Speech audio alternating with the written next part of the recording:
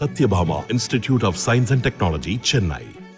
Satyabhama Institute of Science and Technology, Chennai.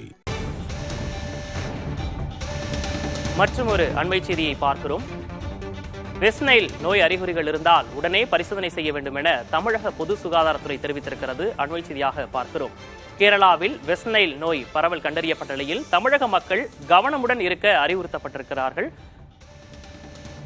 பொது சுகாதாரத்துறை இந்த அறிவிப்பை வெளியிட்டிருக்கிறது. அண்மை செய்தியாக பார்க்கிறோம். வெஸ்ட் நைல் நோய் தொடர்பாக தமிழகத்தில் எச்சரிக்கை கொடுக்கப்பட்டிருக்கிறது. கேரளாவில் வெஸ்ட் நைல் நோய் பரவல் கண்டறியப்பட்ட நிலையில் தமிழக மக்கள் கவனமுடன் இருக்க அறிவுறுத்தப்பட்டிருக்கிறார்கள். காய்ச்சல், கழுத்து விரைப்பு, மயக்கம், வலிப்பு, தசை பலவீனம் உள்ளிட்ட முக்கிய அறிகுறிகள் தென்படலாம். அப்படி இருந்தால் அவர்கள் உடனடியாக மருத்துவரை அணுக வேண்டும் என்று அறிவுறுத்தல்கள் கொடுக்கப்பட்டிருக்கின்றன.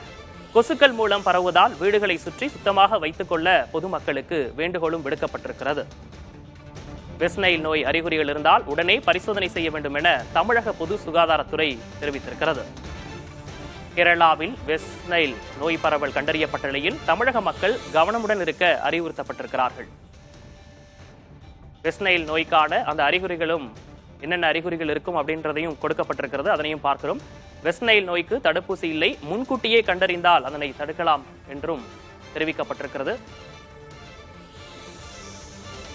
Satyabhama Institute of Science and Technology, Chennai. Satyabhama Institute of Science and Technology, Chennai.